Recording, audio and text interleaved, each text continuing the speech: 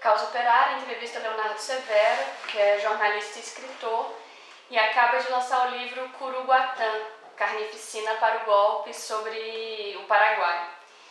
Leonardo, obrigada pela entrevista. De nada. E você pode contar pra gente do que se trata o livro? Ocorreu um massacre no dia 15 de junho de 2012, onde 324 policiais fortemente armados, treinados pelo Pentágono, pela CIA, com um helicóptero, com bombas de gás, bombas de efeito moral, fuzis, armamento israelense, enfrentaram 60 pessoas, entre crianças, mulheres e idosos. Alguns poucos homens armados com facão e umas espingardas velhas. No massacre que ocorreu após a tentativa de negociação entre os líderes do movimento que ocupavam esse local, morreram as lideranças tanto dos camponeses quanto dos policiais e desencadeou aí a carnificina. A acusação dizia que havia ocorrido uma emboscada, quando seria totalmente impossível um número pequeno de pessoas com seus familiares armarem qualquer tipo de estrutura de confrontação contra uma equipe tão majestosa e imponente de policiais. Segundo, diziam que era um grupo de vândalos, quando era uma associação civil constituída nos moldes que nós temos aqui das organizações do campo, que ocupam ou se organizam para ocupar terras públicas, que no caso do Paraguai são 40 milhões de hectares, em que 25% destes, 10%, estavam sujeitos ou estão sujeitos à reforma agrária, porque são terras públicas, ou o que eles chamam lá terras malabidas, terras que foram griladas, terras que foram tomadas na mão grande pelos grandes proprietários durante o período da ditadura de Alfredo Stroessner, que durou de 1954 a 1989. Então, não houve emboscada, era uma organização civil, não era uma organização criminosa, era uma terra pública, não houve invasão a uma terra privada, terra particular, como os meios de comunicação tentaram vender durante uma semana. Digo uma semana porque uma semana depois, no dia 22 de junho de 2012, precisos 7 dias depois, o presidente Fernando Lugo foi deposto por um golpe. O objetivo era claro. O objetivo era afastar um presidente que vinha confrontando a política de estrangeirização da terra. Uma boa parte também é tomada por brasileiros, né, e brasiguaios. Uma política de desnacionalização, que a ditadura sempre impôs ao país. Uma política de avanço do agronegócio com as transnacionais do alimento, tipo Monsanto e Cargill, que queriam impor a plantação de soja com seus transgênicos, com os seus herbicidas, tipo Roundup, né? Estava lendo, inclusive, hoje um estudo do MST, 70% do veneno despejado sobre as plantações, ele cai fora das plantações, ele cai nos rios ou nas comunidades vizinhas. Isso eu mostro no livro, crianças que nasceram deformadas, né? Ou que morreram por conta desse veneno.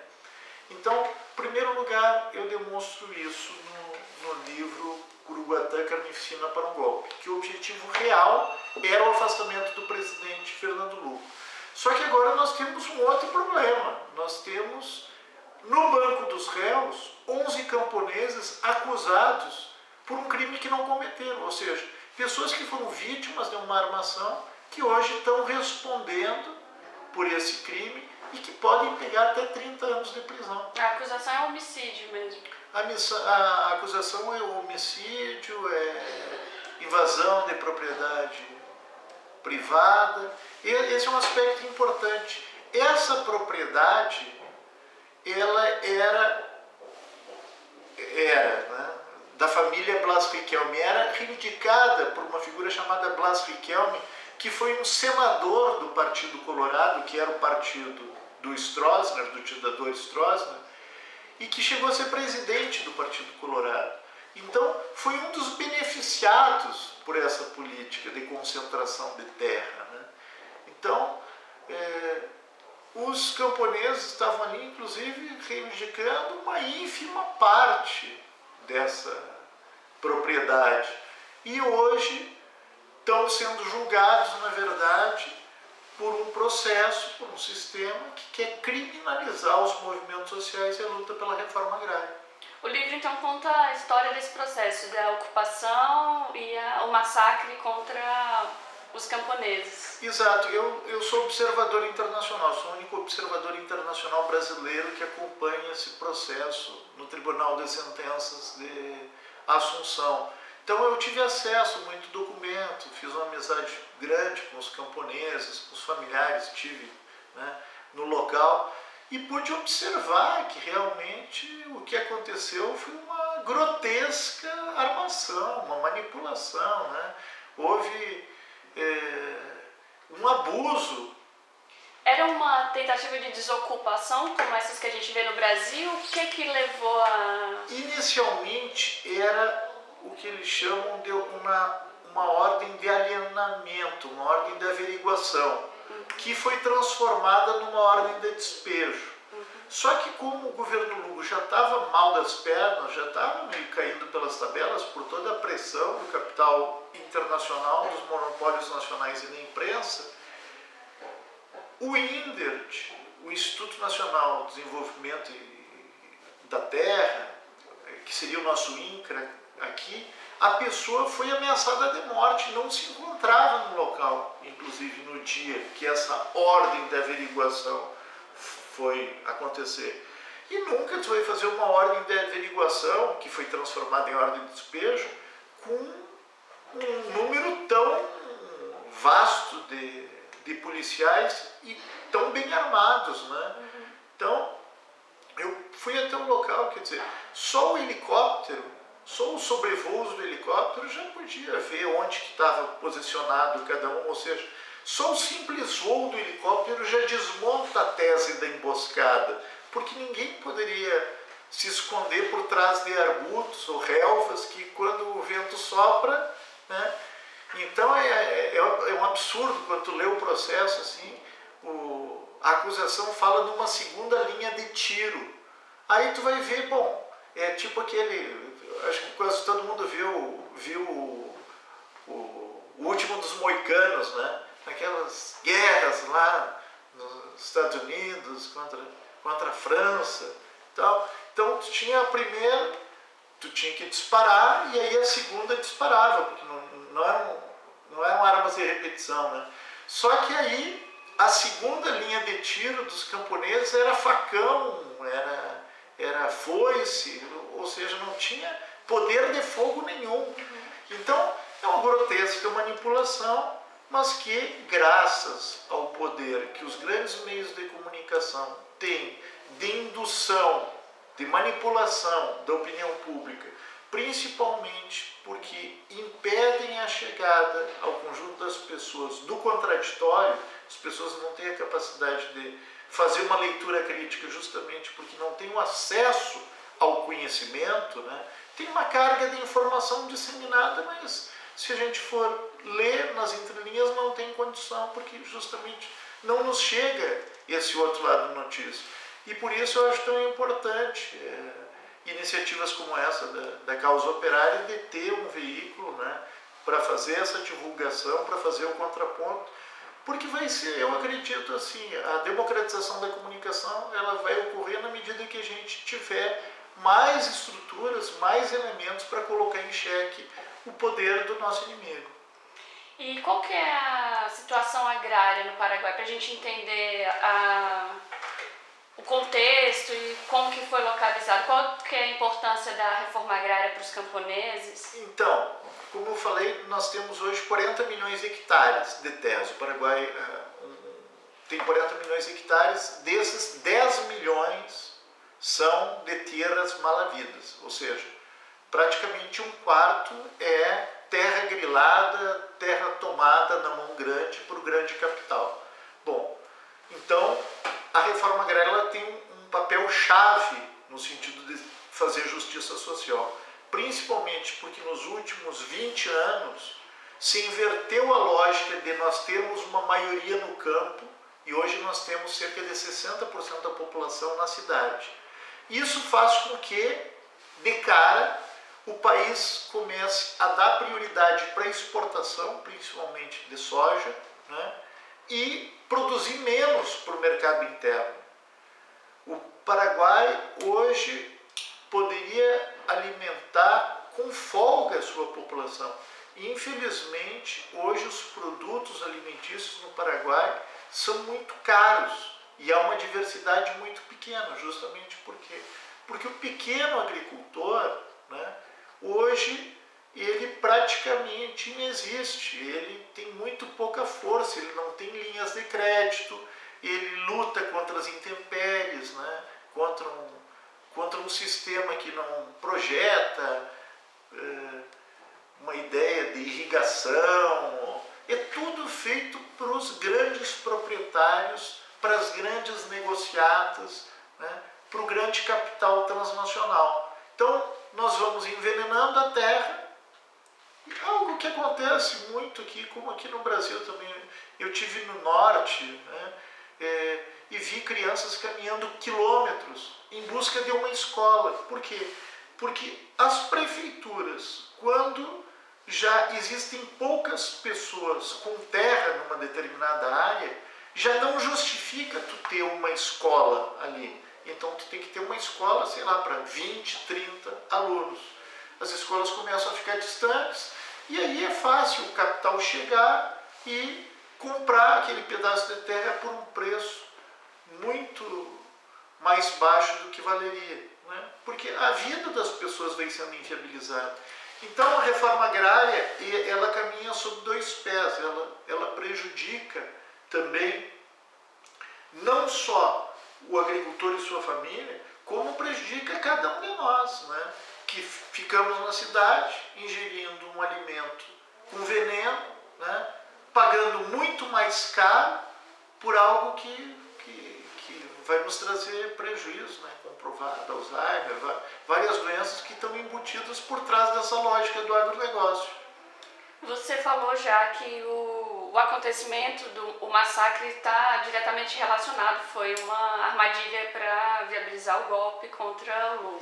Com certeza. Como que foi o golpe no Paraguai? A partir do massacre? Porque a partir do massacre foi dito que o Lugo não teria mais condições de gerir o país, porque foi responsabilizado pelo massacre, porque foi durante o governo dele. Só que ele praticamente não tinha um domínio mínimo da situação. Embora o irmão do chefe da Guarda Presidencial fosse o responsável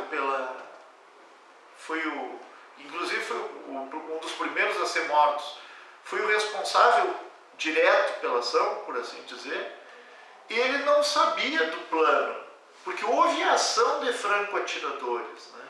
O livro denuncia justamente isso.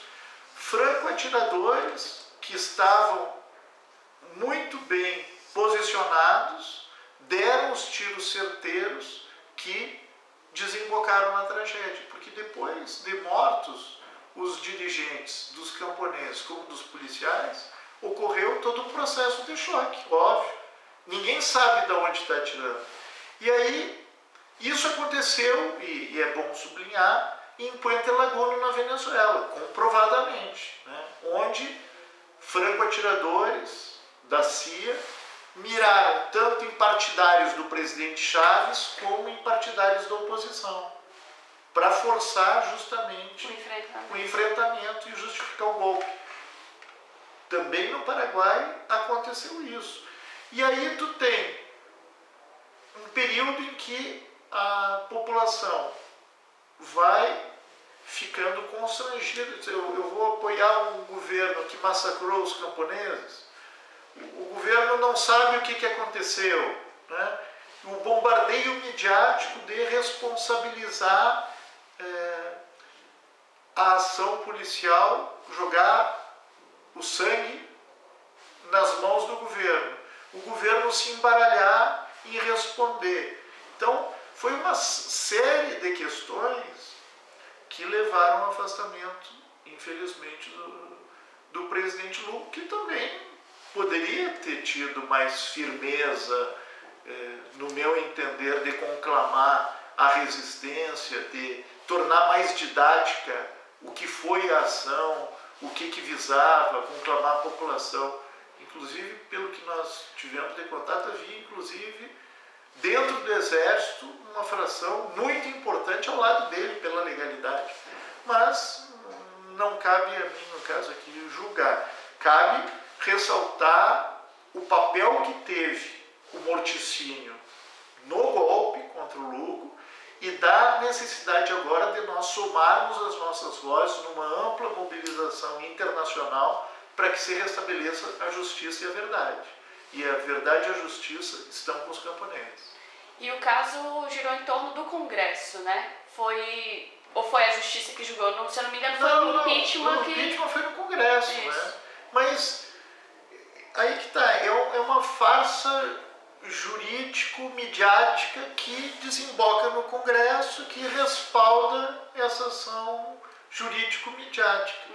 Daí, eu acho, a necessidade de nós vermos a questão da importância da democratização dos meios de comunicação, né? Porque as pessoas, sem o acesso ao contraditório, elas ficam apenas ouvindo, vendo e repetindo a voz do dono dos meios de comunicação, que, por sua vez, tem interesses encravados, unha e carne, com os seus financiadores, né? Que no caso do Paraguai, os grandes bancos, as transnacionais, né? E o capital estrangeiro, particularmente norte-americano. E como você disse agora, amanhã, dia 15 de junho, a gente, de 2016, completa 4 anos, né, do massacre. E você comentou das pessoas que estão presas. Qual que é a situação do processo agora, nesse momento? Bom, eu tive lá, inclusive eu escrevi cerca de 50 artigos e reportagens que foram publicados no Brasil e no exterior. E fiz uma pré-seleção no livro. É um absurdo atrás do outro. Numa delas, um dos juízes, né, responsáveis pelo processo, que eu tenho foto dele algemado já por outras barbeiragens, por ter feito esquemas de contrabando e tal. Mas, bom, ou seja, uma figura que não é nem um pouco idônea, disse que havia uma pressão pela opinião pública para que o processo fosse adiantado, não sei o quê. Ou seja, ele é uma figura totalmente governada pelas circunstâncias. E as circunstâncias que eu estou dizendo, pelo capital. Então já está mais ou menos montada a sentença. O que vai depender daí e para as próximas semanas, né? O que vai depender muito é dessa pressão internacional para que a gente consiga reverter. Neste governo do Horácio Cartes, que é um presidente totalmente entreguista, um presidente que foi diretamente beneficiado com o golpe, que sai com o golpe, assumiu o vice do Lugo, que era o Frederico Franco, sai o Franco, tem eleições, e aí com toda a campanha, toda a campanha midiática, ele acaba vencendo. Mas então, nesse governo do Horácio Cartes, eu realmente não confio nem um pouco, nem no Legislativo, nem no Judiciário. Então, há uma mobilização para que eles sejam penalizados, criminalizados. São 11. Mas é uma coisa tão asquerosa, as mentiras são tão absurdas, que existe uma campanha que se diz que passou em Curuguatã, né? O que ocorreu em Curuguatã, que toma a América Latina e que ganhou proporções imensas mesmo, que eles não estavam esperando, eles que eu digo a direita não estava esperando, e que pode nos trazer resultados, no sentido de que à medida que as coisas vão sendo esclarecidas, tem vídeos muito bons na internet que contam a história como ela é e não como eles queriam que fosse interpretada, vai diminuindo o espaço, a margem de manobra para eles. Se eles pudessem, para eles sacanear os camponeses, se eles pudessem, eles executariam os camponeses. Como executaram alguns, inclusive. Né? Como torturaram alguns e mataram alguns. Vários morreram nas mãos dos policiais. Outros não morreram porque policiais também do bem impediram. Mas a situação é bastante tensa. E você comentou já também que, bom, existia o interesse do capital financeiro internacional e os próprios latifundiários do país. Então, na sua opinião, é claramente possível dizer que esses são os interessados no golpe, quem estava por detrás dos interesses da derrubada do Lugo? Quando o Lugo governava o Paraguai, nós tínhamos no Mercosul forças integracionistas e havia uma compreensão de mercado comum, havia um compromisso, por assim dizer, de integração popular, de ver como os nossos povos poderiam caminhar conjuntamente. Daí o interesse, inclusive, da retirada de um presidente que tinha, dentro desse complexo, que é o jogo geopolítico, e dentro da complexidade que é a luta pela reforma agrária na região. O problema que tem no Paraguai, nós temos no Brasil. O problema que tem no Paraguai, nós temos no Uruguai e temos na Argentina. Então, o fato de um dos governantes começar a jogar pesado contra o agronegócio, contra as transnacionais norte-americanas, contra essa dependência da soja e do transgênico e dos herbicidas. Isso teve um papel. Por outro lado, qualquer exemplo de altivez, de determinação, que signifique colocar em xeque as suas ordens, né? O Lugo não se submeteu a ajuste fiscal nenhum. Né? O Lugo se contrapunha à ditadura do capital financeiro. Com todas as suas debilidades, era uma figura que tentava criar uma estrutura independente. Né? Então, foi removido por conta dessa sua postura altiva, ainda que com debilidades, como eu falei, e deixou um problemão, né? Porque quem foi a vítima, quem são as vítimas, que são os camponeses, hoje, como eu falei, estão sentados no domo dos céus e podem pagar por um crime que não cometeram. Qual que é a relação que você vê com o que aconteceu no Paraguai com o que se passa no resto da América Latina? Você acha que tem alguma relação, alguma coisa que se assemelha? Não, sempre tem, né? Porque é o seguinte, por trás do questionamento a todo e qualquer governo que afronte os interesses do imperialismo, está o imperialismo, não tem nenhuma novidade nisso. A questão é que existem governos, e eu posso citar aqui como o da Bolívia, do Evo, que confronta mais abertamente a política dos Estados Unidos, do ponto de vista de investir para que as riquezas do país não sejam exportadas in natura, e o cobre, por exemplo, seja industrializado, né? Os minerais sejam industrializados, começa a trabalhar a questão do espaço da mulher, da juventude, fortalecer os direitos da classe trabalhadora, fortalecer o poder aquisitivo dos salários. Então, esse é um governo que peita, que reza por uma outra cartilha, que não a do ajuste fiscal, que não a da submissão aos bancos, que não a da privatização ou concessão, né, por longos anos de portos, aeroportos, ferrovias, né, são governos que veem a necessidade de pensar em primeiro lugar no seu país, nos interesses do seu povo, na soberania nacional, de fazer investimento na sua gente. Então, nisso não há novidade, porque por trás de todos os governos corruptos, de todos os governos ladrões, de todos os governos vendilhões da pátria, está a mão do imperialismo. O que temos de novidade é a fraqueza com que alguns governantes se enfrentaram a essa questão, né? Ao não investir na mídia alternativa, ao sucumbir diante da tentação de adotar medidas impopulares, né?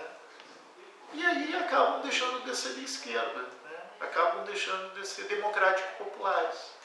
Você publicou, eu queria explorar esse problema da imprensa, que você falou bastante do que aconteceu lá, mas também comentar do que está acontecendo no Brasil. Você publicou o livro em 2012, que foi o Latifúndio Midiota, né? Isso. E você acha que o livro continua atual agora? A gente está vendo o governo Temer, a gente tem uma situação complexa de crise no Brasil. Você acha que o papel que a imprensa cumpriu no Paraguai, a gente pode comparar com... Eu acho que o livro é cada vez mais atual, porque se nós formos analisar, as agências internacionais de informação são, na verdade, estruturas de repetição do Pentágono, né? Da indústria de armamentos, a indústria do entretenimento. O que é? Né? Os heróis hollywoodianos, o que são? Né? São sempre os valores éticos, entre aspas, estéticos, da classe dominante, da oligarquia do planeta, né? Então, quem se confronta são os ramos da vida, são sempre os justiceiros. O cara pega uma arma e sai matando o estuprador, sai matando o que fez alguma anomalia, sem questionar que essa anomalia é fruto do próprio sistema capitalista. Ou seja, se nós temos hoje a barbárie instalada, um estupro coletivo, né? Ou a morte de uma criança com um tiro na cabeça, né? Ou crianças dormindo em volta de um respirador de metrô para se aquecer no inverno, é porque existe uma sociedade que ela é ditada e regrada pela concentração de renda.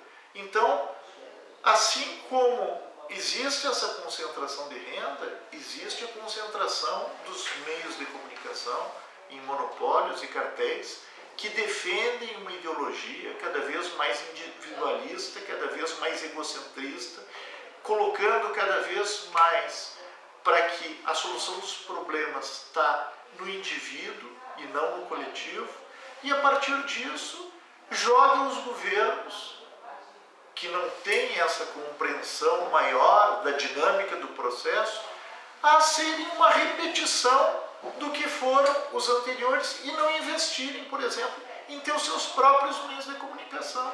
E aí entra governo e sai governo e as pessoas não sabem o que é a América Latina, né? O que o povo brasileiro sabe hoje do que é o povo paraguaio, da realidade do povo uruguaio, da realidade do povo argentino, da realidade do povo guatemalteco, da realidade hondurenho, nicaragüense? Nada. Por quê? Porque o que se fez foi muito pouco e o que se faz agora é nada. Porque se não se investe nessa perspectiva, né? E, infelizmente, eu vi durante o governo Dilma o fechamento do Jornal Brasil de Fato, do impresso, né? Por quê? Porque se inviabilizou financeiramente, porque o mesmo governo que deu em uma única publicidade para a Folha de São Paulo um recurso que poderia garantir 2 anos de edição de Jornal Hora do Povo e Brasil de Fato, que eu conheço, por exemplo, 2 anos, colocou um único anúncio na Folha de São Paulo. Ou seja, o que eu estou levantando aqui é que teria... Muitas vezes o governo alimenta o inimigo, né? Não, alimenta com o que há de melhor, né? E mata a míngua o que seria potencialmente o seu defensor. Claro, quando começa a adotar posturas como a do ajuste fiscal, é óbvio que os jornais com autonomia crítica, eu não estou defendendo aqui um vínculo que haja uma correia de transmissão entre o recurso e o que se diz. Mas tu tem que ter independência até para que os teus amigos possam dizer quando tu está errado, né? Porque o inimigo, ele vai te bancar naquilo que tu está agindo incorretamente, né? O ajuste fiscal, ele não foi criticado pelos órgãos de imprensa de direito. Ele foi bancado, né? Quando houve a ruptura entre o que se pregou na campanha e o que se executou depois, quem segurou essa onda impopular foram entendeu? Quem fez a denúncia foi a imprensa alternativa. Então eu acho que é muito importante o livro. Eu falo sobre, no Latifúndio Idiota, eu falo sobre algumas coisas como o apoio que o Gaddafi deu ao Mandela na África, por exemplo. O Mandela tinha um dos netos dele que tinha o nome do Gaddafi, justamente pelo apoio que a Revolução Líbia deu num determinado momento à luta do Congresso Nacional Africano. E são coisas que inteiramente desconhecidas, né? Como são inteiramente desconhecidas as lutas que o povo nicaragüense teve desigual na sua revolução para garantir a alfabetização, para garantir a educação. No Latifúndio Idiota eu entrevisto uma mãe, eu não era pai, hoje eu sou avô também, eu entrevisto uma mãe que havia perdido 5 filhos dela.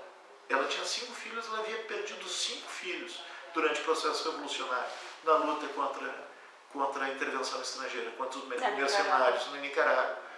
E ela dizia, quantos filhos eu tivesse, eu daria por essa revolução. Porque eles vivem nos olhos das crianças, eles vivem nos dentes das crianças, eles vivem no sorriso das crianças, eles vivem na alimentação das crianças. Eu não tinha ideia, a mínima ideia. Naquela época eu simpatizei muito, claro, óbvio, eu anotei, escrevi, fiz matéria, mas eu não tinha a mínima dimensão do significado, da profundidade daquele significado. E infelizmente hoje, os nossos meios de comunicação, eles não dão nenhum tipo de alento a esse tipo de análise ou de conhecimento sobre profundas transformações que estão ocorrendo, né? Eu estava conversando um dia desse numa roda com alunos da USP. Se ocorresse entre Cuba e os Estados Unidos de morrerem algumas dezenas de pessoas numa embarcação, seria um escândalo. Seriam pessoas que estariam tentando procurar liberdade e tal. Nos últimos 2 anos já morreram oficialmente, mais de 8.000 pessoas, mais de 8.000 seres humanos saindo da África para tentar entrar na Europa, que morreram no mar Mediterrâneo. E há uma insensibilidade. Por quê? Porque essas mortes, elas são fruto da política belicista norte-americana, né? Que devastou a Líbia, que devastou o Iraque, que devastou o Paquistão, que devastou o Afeganistão, que agora faz todo um processo de destruição da soberania dos países. Então eu acho que é muito importante essa reflexão sobre a democratização da comunicação e reforço mais uma vez a importância de TVs como a da Causa Operária, esse tipo de iniciativa, para que a gente consiga ampliar os espaços e, de certa forma, ir colocando nosso grão de areia nessa luta.